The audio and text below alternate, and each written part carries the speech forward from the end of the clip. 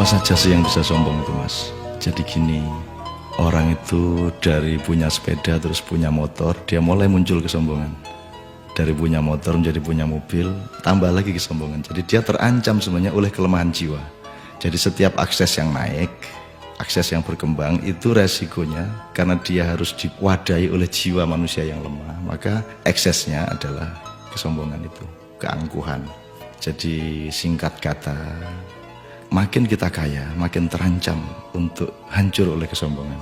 Dan ini bukan hanya soal kaya, makin pinter juga biasanya makin sombong, Mas. Jadi ada yang namanya kesombongan feodal, itu untuk orang-orang kaya.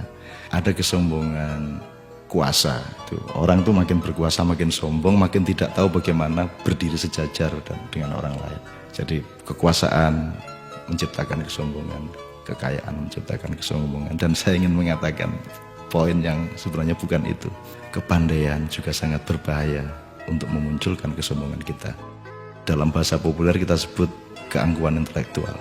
Tapi yang lebih berbahaya lagi, menjadi orang soleh, orang alim itu juga bisa menimbulkan kesombongan. Jadi banyak orang-orang yang beragama dengan tekun, salah satu hasilnya adalah dia sombong atas orang lain.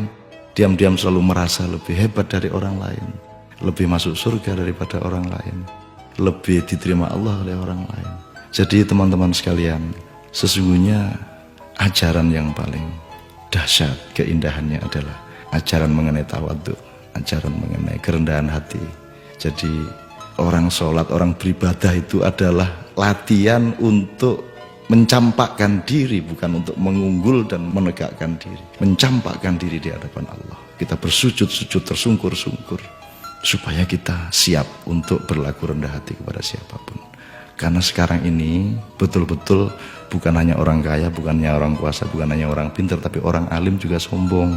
Itu namanya kesombongan kesombongan orang alim. Jadi tidak lantas kita jangan jadi alim supaya tidak sombong, atau jangan tidak kaya supaya tidak sombong, tidak begitu. Tapi kayalah tapi tidak usah sombong, kuasalah tapi rendah hati, pandailah, karena itu menjadi justru lebih arif dan menjadi alim serta solehlah, supaya engkau mampu merendahkan dirimu di bawah orang yang paling rendah pun di kampung-kampung yang kumuh tempat engkau lewat dengan kakimu.